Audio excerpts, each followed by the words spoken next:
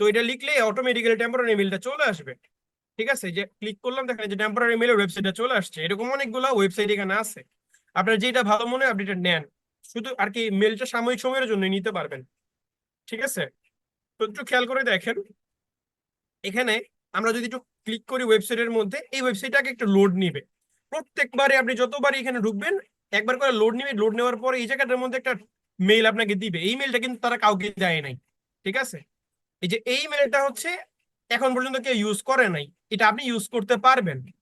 ঠিক আছে, এই যে আপনি এটা ইউজ করলেন না, ইউজ করার পরবর্তীতে আপনি যখন এটা ইউজ করে ফেলবেন তখন তো ওই যে হয়তো বা নোটিফিকেশন বা কিছু একটা হয়তো বা আপনাকে মেইলে পাঠাবে। যেমন ধরেন হচ্ছে, আমি একটু বুঝাই বলি আপনাদেরকে, যখন ধরেন হচ্ছে টাকাটায়, ঠিক আছে, এখানে কোড দেওয়া থাকবে, তো আপনি কোডটা শুধু ইউজ করে অ্যাপ্লাই করে দিবেন, তাহলেই তো হয়ে গেল নাকি? ভেরিফিকেশনটা হয়ে গেলে তার কোনো সমস্যা থাকে না, থাকে? না না না, ওই পেজ থেকে আবার এখানে চলে আসবো যখন ভেরিফিকেশন কোডটা পাঠাবে। হ্যাঁ হ্যাঁ, ধরুন হচ্ছে, যেমন ধরুন আমি তো এখন এই ফেসবুকের মধ্যে আছি, তাই না? তো ধরুন হ্যাঁ আমাকে তো হ্যাঁ। ফেসবুক থেকে কোডটা পাঠাইলো, তো পাঠাবে কোথায়? আমার এই যে আমি তো টেম্পোরারি যে আমি যে মেলটা ইউজ করছি ওই মেলে পাঠাবে। তো আমি তো ইউজ করে আমি পাবো কোথায়? তো আপনি এই যে এখানে আসবেন, এখানে আসে এই যে নিচের দিকে ইয়া করবেন, দেখবেন যে এই জায়গাটার মধ্যে ভেরিফিকেশন কোড, এই যে দেখেন your inbox is in empty, দেখছেন? এই ইনবক্সের মধ্যে আসবে আর কি ওই ভেরিফিকেশন কোডটা। ঠিক আছে, তখন ভেরিফিকেশনটা এখান থেকে দেখে শুধু ভেরিফিকেশন কোডটা ফিল আপ করে দিলে কিন্তু আপনার কাজ শেষ, আর কিছু করা লাগতেছে এখানে। এই মেলটা আমি বেশি দিন ব্যবহার করতে পারবো না। না না না না, এটা নিয়ে আসলে কি, ও ধরেন হচ্ছে একটু খেয়াল করে, তাই না? এই পেজের মধ্যে আপনার অ্যাক্সেসটা অবশ্যই আছে। আপনি যখন এই পেজের মধ্যে স্ক্রল ডাউন করবেন দেখবেন যে পোস্টের নিচে এই যে বুস্ট এগেইন অপশন দেওয়া থাকে। দেখেন, এই দেখেন এই যে প্রমোট অথবা ধরেন যে এই যে বুস্ট এরকম দেওয়া থাকবে। ঠিক আছে, বুস্ট পোস্ট এরকম অপশন দেওয়া থাকবে। ঠিক আছে, তো এই যে বিষয়গুলো আছে না, এখান থেকে ধরুন আপনি যদি প্রমোট করেন না, তাহলে কিন্তু আপনার এই যে রিচটা বা যেটা বললাম যে আপনার যে উদ্দেশ্যটা এটা কিন্তু হাসিল হবে না।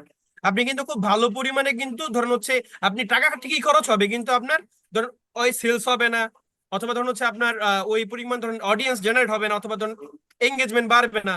আপনার উদ্দেশ্যটা আর কি হাসিল, প্রফেশনাল ড্যাশবোর্ড, এই যে ফিড, গ্রুপস, মার্কেট প্লেস, এর পরবর্তীতে অ্যাড সেন্টার, হ্যাঁ, add manager, climate science science centre, এগুলো সবগুলা ফেসবুক বিজনেস ম্যানেজারের মধ্যে থাকবে। ঠিক আছে, এর মধ্যে একটা জিনিস খেয়াল করে দেখেন, অ্যাড ম্যানেজার। ঠিক আছে, তার মানে অ্যাড ম্যানেজারের মাধ্যমে আর কি বিজনেস ম্যানেজারের মাধ্যমে, তাই না?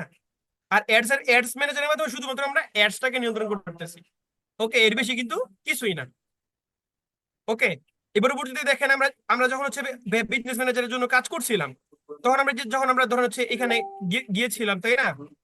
যেমন ধরেন আমি একটু ঢুকি ভিতরে, আমরা যখন এখান থেকে সেটিংস এর মধ্যে ক্লিক করেছিলাম, তখন কিন্তু আমাদের এখানে কিন্তু দেখেন অনেক ধরনের কিন্তু অপশন আসছিল। আমরা ব্যক্তিদেরকে ইনভাইট করতে পারতাম, আমরা এই যে কোন পেজের জন্য কাজ করবো আমরা এই বিষয়গুলো দেখতে পারতাম। যেমন ধরুন হচ্ছে আমি এখান থেকে এই পেজটাকে সিলেক্ট করি।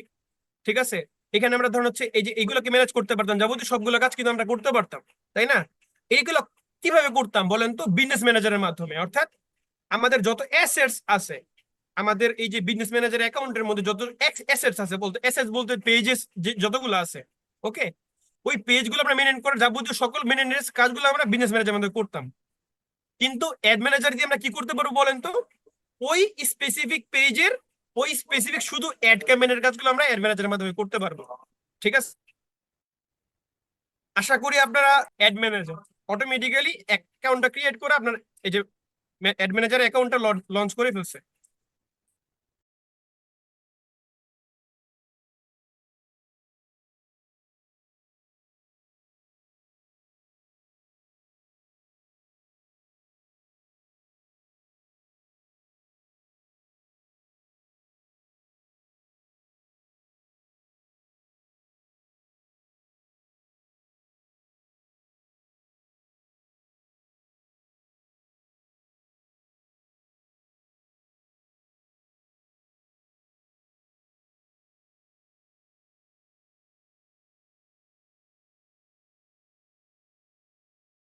তো এইগুলো হচ্ছে ভাই আপনি বুঝতে পারবেন যখন আপনি কাজ করবেন না, তখন আপনি বুঝতে পারবেন যে আসলে আপনি যখন কাজ করে ফেলবেন তখন কিন্তু বুঝতে পারবেন যে এগুলো আসলে কি। এই যে ধরেন বাজেট কি, বাজেট মূলত হচ্ছে আপনি কত টাকা খরচ করতেছেন এই অ্যাড এর মধ্যে, এই হচ্ছে বাজেট, তাই না? এর পরবর্তীতে হচ্ছে আপনার এই যে এগুলো এডিটের বিষয় কিছু আছে, এগুলো আপনাদেরকে এখন বুঝাইলে আপনাদের আরো কঠিন লাগবে, তো আমি এগুলো এখন দেখাবো না। এগুলো দেখাইলে আমার শুধু শুধু আরো মন খারাপ হবে, আপনাদের বলে লাভ নেই। ওকে, এর পরবর্তীতে অ্যাডস রিপোর্টিং এ যাই। হ্যাঁ, অ্যাডস ক্যাম্পেইন থেকে কিন্তু আমরা সবাই কিছু আশা করি বুঝতে পারছি ক্যাম্পেইনটা আসলে কি না। আচ্ছা, এর পরবর্তীতে হচ্ছে অ্যাডস রিপোর্টিং এ যাই। অ্যাডস রিপোর্টিং বলতে হচ্ছে এখানে দেখেন খেয়াল করে, অ্যাডস রিপোর্টিং এর মধ্যে তেমন কোনো কিছু বোঝানোর মতন নাই আসলে, যে আপনাদেরকে এই বিষয়টা স্পেসিফিকলি বুঝাবো। ঠিক আছে, এই আর কিছু দিয়ে আসেই না। আচ্ছা, অ্যাডস রিপোর্টিংটা হচ্ছে যখন ধরেন হচ্ছে আপনি একটা অ্যাড চালাবেন না, অ্যাড তো চালাবেন না, তো ওই অ্যাডটা আর কি, যেই রানিং অ্যাড গুলো চলতেছে এই রানিং অ্যাড গুলোর যে রিপোর্টিংটা আছে এটা আপনি বুঝতে পারবেন অ্যাড রিপোর্টিং থেকে। বুঝতে পারছেন? এটা কিন্তু শুধুমাত্র রানিং অ্যাড অ্যাডের বিষয়গুলো জানতে পারবেন, এর বাইরে কিন্তু জানতে পারবেন না। ঠিক আছে, ধরুন আপনি যে ক্যাম্পেইন গুলো চালাচ্ছেন, রানিং আছে যে ক্যাম্পেইন গুলো, ওই ক্যাম্পেইন গুলোর আপডেট গুলো আপনি এখান থেকে নিতে পারবেন, বা আপনি দেখতে পারবেন যে কিভাবে চলতেছে জিনিসগুলো। ওকে, আপনি এখানে অ্যানালাইসিস করতে পারবেন আর কি। ওকে, যেগুলো শেষ হয়ে গেছে এইগুলো কিন্তু আপনি এখানে আর পাবেন না। ঠিক আছে, যে যে আর কি ক্যাম্পেইন গুলো আপনি শেষ করে ফেলছেন, সময় শেষ, ক্যাম্পেইনের সময়টা শেষ করে ফেলছেন, এগুলো আপনি এখানে পাবেন না। অডিয়েন্সে যদি আমরা যাই, আপনি চাইলে অডিয়েন্স মেক করতে পারেন, যে আপনি আর কি বারবার হচ্ছে নতুন করে অডিয়েন্স ক্রিয়েট করতে চাচ্ছেন না, বা অডিয়েন্স সেট করতে আপনি চাচ্ছেন না, আপনি অডিয়েন্স একবারের জন্য ক্রিয়েট করে রাখতে চাচ্ছেন। এর উপর আপনি শুধু আর কি ধরেন শুধুমাত্র খালি আপনার ওই খালি আপনি বুস্ট চালাবেন। যেমন দেখেন আমি স্টুডেন্টস নামে কিন্তু একটা আপনার হচ্ছে অডিয়েন্স কিন্তু বানিয়ে রাখছি। ঠিক আছে, তো আমি এখানে যদি এখানে জাস্ট ক্লিক করে জাস্ট বুস্ট করে দিলেই আমার হচ্ছে ওই স্টুডেন্টস গ্রুপের মধ্যে বা ওই মূলত হচ্ছে টার্গেট অডিয়েন্সের মধ্যে যে সিলেক্ট করা আমার আছে, যারা যারা আছে সবার কাছে এখানে চলে যাবে আর কি, ওই সেগমেন্টে যারা যারা পড়বে আর কি। ঠিক আছে, আচ্ছা, এখানে আপনাদের মনে একটা প্রশ্ন তৈরি হতে পারে যে এখানে কি আপনি কি আর কি ব্যক্তি বাছাই বাছাই করে কি সিলেক্ট করছেন? না কিন্তু, যেমন ধরুন হচ্ছে আমরা তো অডিয়েন্স যখন সিলেক্ট করি তখন তো ধরুন হচ্ছে আমরা বয়স সিলেক্ট করব, কত 18 বয়স থেকে কত বছর বয়স পর্যন্ত একটা দেখবে, তাই না? তো এরকম আমি তো ধরুন হচ্ছে আমি যতবারই বুস্টিং করতে যাব, যতবারই আমি অ্যাড চালাইতে যাব, আমার কিন্তু একটা অডিয়েন্স কিন্তু সিলেক্ট করতে হবে না বারবার, আমার বানাইতে হবে না, টার্গেট অডিয়েন্স বানাইতে হবে না, এডিট তো করতে হবে। তো এইগুলোর জন্য বারবার আমার করানো লাগে, তার জন্য আমি অডিয়েন্স চাইলে বানিয়ে নিতে পারি আগে থেকে। ঠিক আছে, আপনারা অডিয়েন্স বানানোর দরকার না। আপনারা হচ্ছে যখন আমরা এড ক্যাম্পেইন চালাবো তখন আমরা অডিয়েন্স বানাই নিব।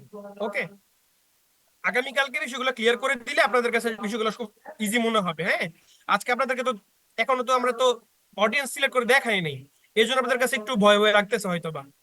আচ্ছা, এরপর যদি বিলিং এন্ড পেমেন্টস এর মধ্যে যদি যান, আপনি আপনার অ্যাকাউন্ট অ্যাড করতে পারবেন। অ্যাকাউন্টটা বলতে হচ্ছে যে আপনি যে পোস্ট করবেন বা আপনি যে হচ্ছে অ্যাড চালাবেন, কোন অ্যাকাউন্ট থেকে ডলার কাটবে। ঠিক আছে, কোন অ্যাকাউন্ট থেকে ডলার কাটবে এটা আপনি দেখতে পারবেন। ওকে, তো আপনি হচ্ছে যদি অ্যাড অ্যাকাউন্ট যদি চান যে অ্যাড অ্যাকাউন্ট আমরা তৈরি করতে হবে, সেই ক্ষেত্রে আমরা যাবো হচ্ছে পেমেন্ট সেটিংস এর মধ্যে গিয়ে আমরা আমরা হচ্ছে আপনার ওই আপনার হচ্ছে পেমেন্ট মেথডটা অ্যাড করবো আর কি। ঠিক আছে, তবে আপনাদেরকে এই বিষয়টা একটু করে দেখাই, আপনারা একটু সবাই মনোযোগ সহকারে দেখেন। এখান থেকে হচ্ছে আপনারা ক্লিক করবেন হচ্ছে অ্যাড পেমেন্ট মেথডের মধ্যে ক্লিক করবেন। ঠিক আছে, আমার এটা অলরেডি পেমেন্ট মেথড অ্যাড করা আছে, আপনারা ক্লিক করবেন হচ্ছে অ্যাড পেমেন্ট মেথডের মধ্যে। ঠিক আছে, আচ্ছা, এটার মধ্যে আমরা ক্লিক করলাম। ক্লিক করার পরবর্তীতে আপনাদের এখানে কিছু information, সবাই একটু মনোযোগ দিন কিন্তু এখানে কিন্তু খুব গুরুত্বপূর্ণ বিষয় আছে। আচ্ছা, তো আমি হচ্ছে আমার কার্ডটা না আমি নতুন করে একটা কার্ড অ্যাড করবো, আপনাদের সামনে দেখাই। ওকে, তো এই যে নেম অন কার্ড, এখানে কি বসবে বলতে পারবেন কেউ? নেম অন কার্ড বলতে বোঝায় এই কার্ডটা কার নামে আছে। যেমন ধরুন হচ্ছে কার্ডের মধ্যে নাম লেখা থাকে, যেমন দেখেন এই যে আমার কার্ড। ঠিক আছে, এটার মধ্যে আপনারা দেখতে পারতেছেন কিনা জানি না, এই যে দেখেন এই যে লেখা আছে, আমার নাম লেখা আছে দেখছেন? ওই এই যে লেখা আছে দেখছেন? এইরকম নাম লেখা থাকবে, তো এই নামটা আমার এখানে লিখতে হবে। হ্যাঁ, তো আমার এখানে যে নাম লেখা আছে এইভাবে আমি লিখবো, যেভাবে দেওয়া আছে আমি এইভাবেই লিখবো। ঠিক আছে, এর পরবর্তীতে কার্ড নাম্বার লিখতে হবে। কার্ড নাম্বার হচ্ছে আপনার কার্ডের উপরে আপনার উপরে কার্ড নাম্বার লেখা থাকবে। ঠিক আছে, আপনি যে কার্ডটা ইউজ করবেন এটার উপরে আপনার কার্ড নাম্বারটা লেখা থাকবে। ঠিক আছে, তো 12 আপনার হচ্ছে কত 16 ডিজিটের নাম্বার লেখা থাকবে এখানে, তবে 16 ডিজিট এখানে লিখবেন। ঠিক আছে, সিরিয়ালি। ওকে, তো আমি আন্দাজ একটু লিখে দিই, কারণ আপনারা আবার শয়তানি করলে ঝামেলা ঝামেলায় বেরো যাবো। তো এখানে আমি ধরেন আন্দাজ দিলাম আর কি। হ্যাঁ, এটা কিন্তু রিয়েল না। হ্যাঁ, এর পরবর্তীতে হচ্ছে এখানে হচ্ছে আপনার এই যে M M R Y Y এটা লেখা থাকবে, ঠিক আছে? এটা লেখা থাকবে। হ্যাঁ, এটা আপনার কার্ডের মধ্যে লেখা থাকবে, আপনার নামের পাশেই লেখা থাকবে এটা, যেমন আমার এখানে লেখা আছে। তো প্রত্যেকটা কার্ডের মধ্যে এটা লেখা থাকে। ওকে, ওকে, এটা হচ্ছে আপনার এক্সপায়ারি ডেট আর কি। ঠিক আছে, তো আমার আর কি মূলত হচ্ছে অগাস্ট মাসের 2026 সালের অগাস্ট মাসে মূলত আমার এই কার্ডের মেয়াদটা যাবে। ঠিক আছে, তো এটা আমি দিয়ে দিলাম। ঠিক আছে, 08/26 এটা আপনি অটোমেটিক্যালি তারা নিয়ে নেবে। আপনার কিন্তু এই যে মাঝখানে আমরা যে হ্যাশ ইউজ করলাম না, এটা কিন্তু দেওয়া লাগবে না। ঠিক আছে, এটা কিন্তু দেওয়া লাগবে না, এটা অটোমেটিক। এই যে 08 লিখলাম না, এই যে 26 লিখলাম, অটোমেটিক্যালি তারা নিয়ে নিবে। আমার কিন্তু এটা দেওয়া লাগবে না। ওকে, আশা করি বিষয়টা বুঝতে পেরেছেন। এরপর যে সিভিভি, প্রত্যেকটা কার্ডকে আলাদা আলাদা করে ভাগ করা থাকে, তিনটা সংখ্যা দিয়ে ভাগ করা থাকে। এখানে তিনটা সংখ্যা লিখতে হবে আপনাকে। এই তিনটা সংখ্যা আপনার কার্ডের পিছনে লেখা থাকবে।